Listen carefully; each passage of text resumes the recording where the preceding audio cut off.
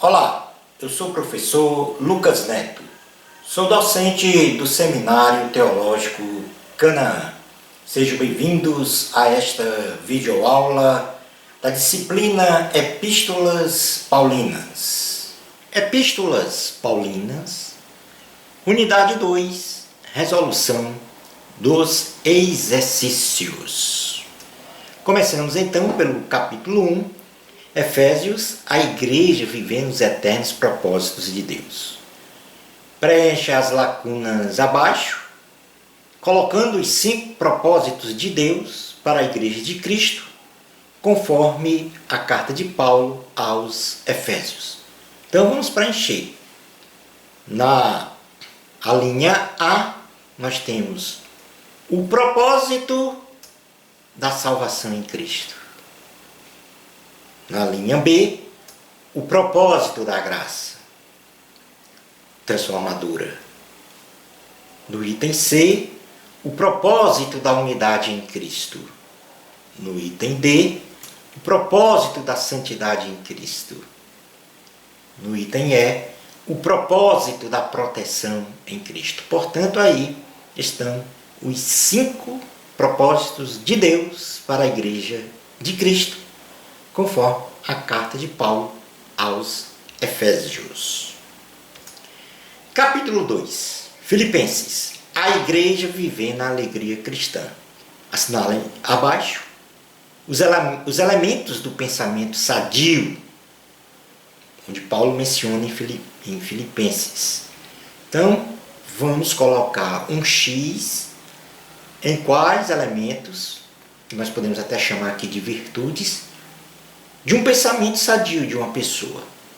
Então, as virtudes de um pensamento sadio, ou os elementos de um pensamento sadio, são, em primeiro lugar, verdade.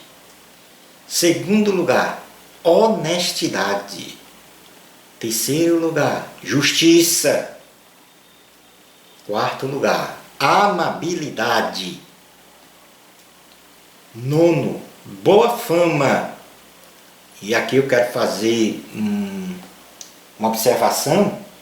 Essa boa fama não é de ser famoso, mas é de ser reconhecido pela sua conduta ilibada, pelo seu caráter moral idôneo. E uma frase que pode muito bem colocar esta boa fama como uma virtude de pensamento sadio, é quando você passa em algum lugar, onde você está em algum lugar, na escola, no trabalho, na igreja, e alguém diz, este aí é um homem de Deus, ou esta aí é uma mulher de Deus. Esta é a boa fama a que se refere o pensamento sadio na carta aos Filipenses. E por último, pureza. Portanto, aí são 6 virtudes que formam esse pensamento sadio expresso pelo apóstolo Paulo nesta carta aos Filipenses, no capítulo 4. Capítulo 3. Colossenses, a igreja vivendo a firmeza da fé em Cristo. O apóstolo, ao escrever para os crentes da igreja em Colossos, não queria apenas fortalecer a fé dos irmãos, mas também protegê-lo das falsas doutrinas que tentavam inundar aquela igreja. Uma das falsas doutrinas impregnadas naquela igreja era o gnosticismo. Responda assinalando a alternativa correta do que vem a ser esta doutrina. É um sistema sociológico do tempo do Antigo Testamento que anunciava a libertação por meio do conhecimento? Não, não é um sistema sociológico. Portanto, o gnosticismo não era um sistema sociológico. Era um sistema filosófico do tempo do Novo Testamento que anunciava a salvação por meio do conhecimento? Sim, o gnosticismo era um sistema filosófico, ou ainda é um sistema filosófico do tempo do Novo Testamento que anunciava a salvação por meio do conhecimento. E, portanto, o gnosticismo, no item 3, não é uma doutrina escatológica que anunciava o arrebatamento da igreja por meio do legalismo. Capítulo de número 4. Filemão, a igreja vivendo o perdão eficaz. Após a conversão a Cristo, como Onésimo deveria ser recebido por Filemão, assinale as alternativas corretas.